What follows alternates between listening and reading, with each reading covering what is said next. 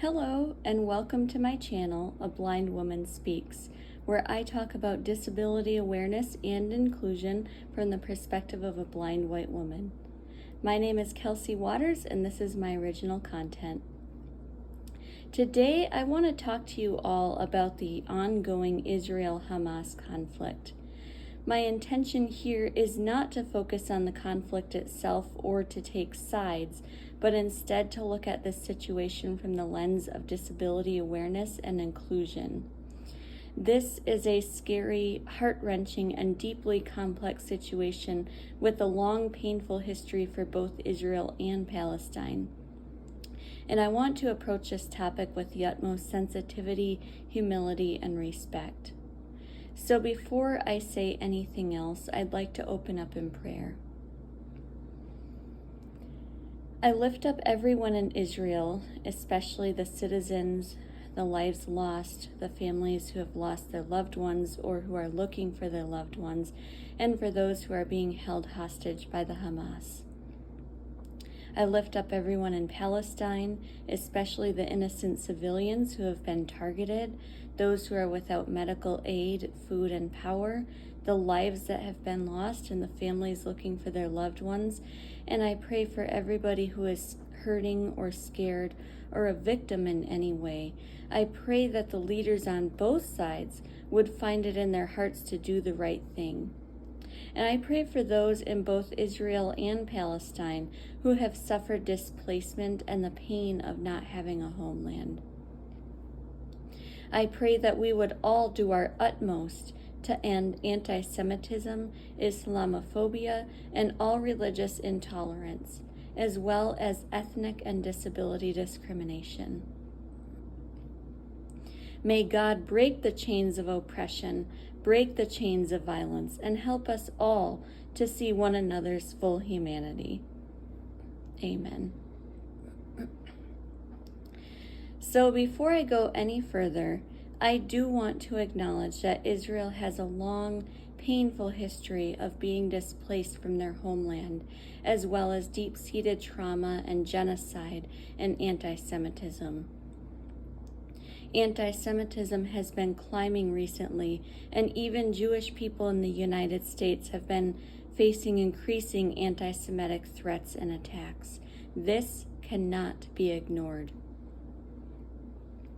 Because I am viewing this situation from the lens of inclusion, I want to focus on three questions. 1, where is oppression taking place? 2, what does access to resources look like in both areas? And 3, what is the situation with disabilities in this conflict? So question 1, where is oppression taking place? The citizens of Gaza have suffered painful oppression by Israel for decades. In the Gaza Strip and Outer Bank, they experience lack of access to jobs, education, health care, frequent and chronic power outages, restricted access to the outside world, and restrictions to trade and imported goods, some of which are life essentials, as well as blockades and checkpoints that severely restrict movement. Most of Gaza's citizens are severely impoverished, and nearly half are unemployed. Furthermore, they are predominantly brown Arab Muslims, so they are multiply marginalized due to their racial, ethnic, and religious identities. When a group of people suffers such a significant degree of oppression, and all attempts to establish peaceful negotiations have failed, violence unfolds.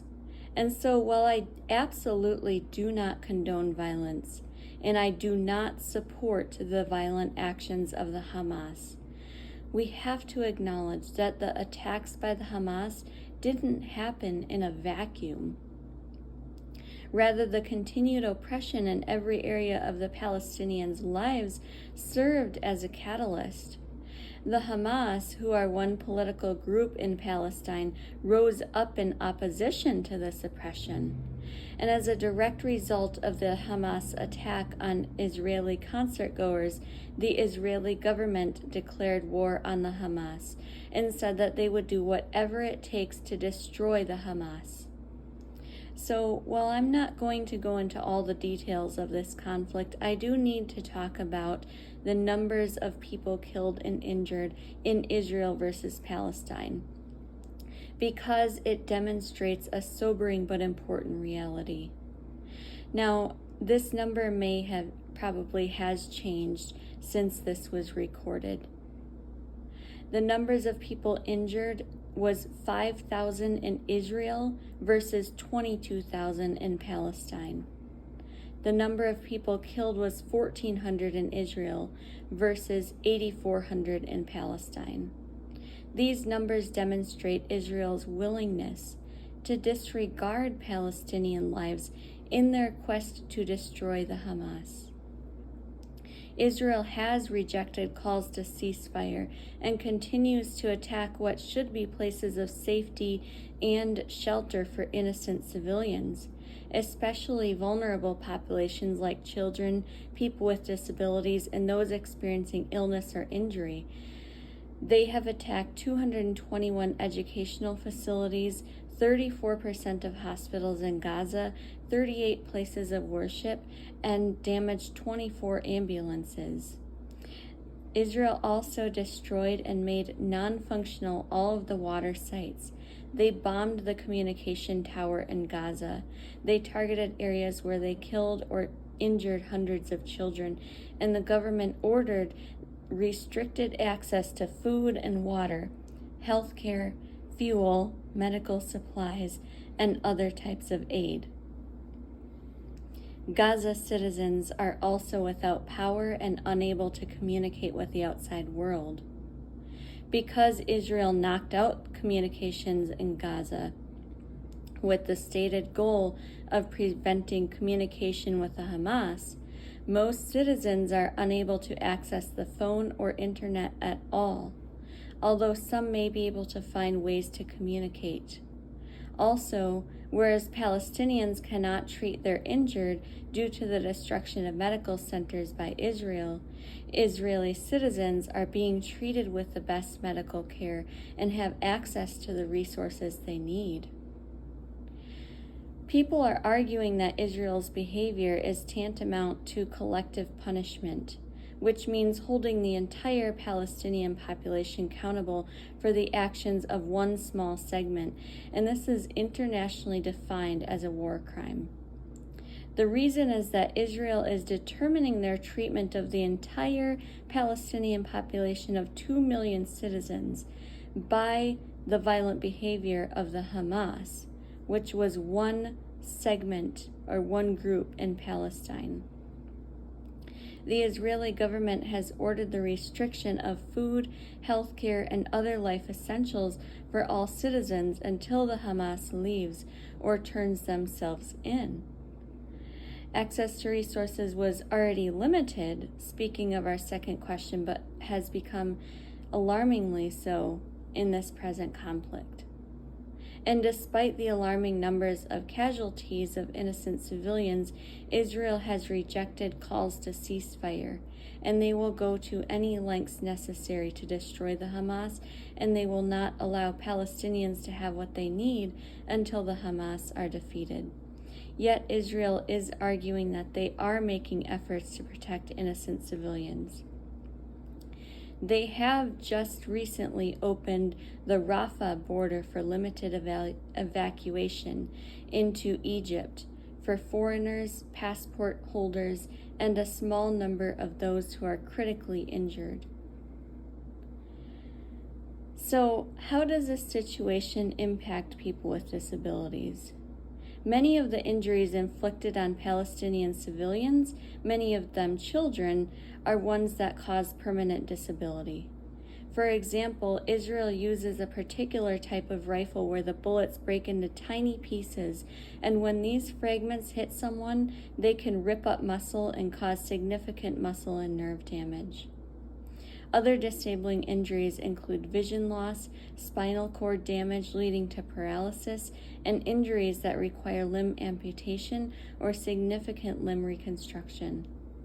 To make matters worse, Palestine has very limited resources for people with disabilities and limited access to health care or government assistance even after the war ends. Currently, there are 4 centers for people with disabilities in Palestine. 1 is in Gaza and 3 are in the West Bank, and none of these are government funded. These centers are already at 100% bed occupancy, so they have no capacity to care for the growing number of citizens with disabilities as a result of the war. Before the conflict, approximately 2% of Gaza's population were living with disabilities, but it is estimated that at least 13% of the injuries inflicted during this present conflict will result in disability. Additionally, the injuries that were not already permanently disabling may become so without access to medical treatment or rehab. I also want to go back and talk about the disability situation in Gaza even before the Israel-Hamas conflict. The 17-year siege on Gaza Strip by Israel and Egypt has led to heavy restrictions on movement and has curbed access to assistive technology and healthcare for people with disabilities. This assistive technology includes devices like mobility aids, electric wheelchairs, artificial limbs, prosthetic limbs, hearing aids, special computers, and other types of assistive technology. Disability rights advocates at Human Rights Watch say that chronic power outages compromise the rights and freedoms of these vulnerable people who rely on electrical equipment such as elevators and wheelchairs to move around, or who need light to communicate using sign language. Those with chronic health issues may be without their medication, meaning at the very least they would have physical or mental health symptoms, or at the worst their lives would be in danger. The magnitude of the bombs, some of which are powerful enough to knock someone over, would be distressing to anyone. However, they are especially frightening to people with disabilities who can't hear them, but who can feel the vibration, can't see them, or can't see what is going on around them, or can't move independently to get away from danger. It would also be especially distressing for people with mental illness, PTSD, and other life experiences where even loud noises are distressing. Imagine being forced to cope with these explosions. In 2019, the United Nations Office for the Coordination of Humanitarian Affairs estimated that 25% of Gaza's population are currently living with a mental health condition. And right now, treatments and support are lacking.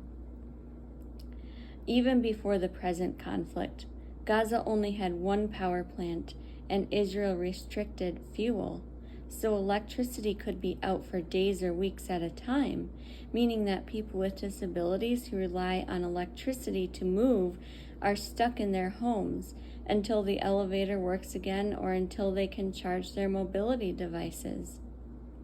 As a result, many people with physical disabilities in this area cannot live independently. So when you hear all of this, it's not the best environment for people with disabilities in any given circumstance. But imagine how much worse it is during wartime. There's no safety. When looking at this from the lens of inclusion, especially with such a complex situation, we have to develop the capacity to hold multiple truths. In this situation, multiple things are true. Palestinian lives are valuable. Israeli lives are valuable. Each life lost is a tragedy. Many of the lives lost as a result of the Israel-Hamas conflict are the lives of innocent civilians and even children. That is unconscionable. The truth is that both sides are not taking into account the innocent lives being destroyed in the midst of what has become a war. This is where I'm going to wrap up for now. But as we close, I invite us to pause for a moment of silence for this situation, for the lives that have been lost, for the lives that have been altered forever. And I pray that somehow everyone will be able to see one another's full humanity.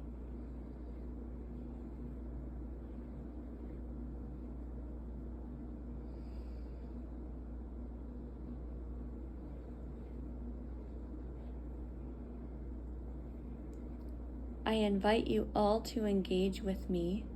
Please like, comment, and share. And if you want to hear more content related to disability awareness and inclusion, please follow me on Facebook, Instagram, and YouTube. Until next time, stay tuned for more videos from A Blind Woman Speaks. Thank you for listening.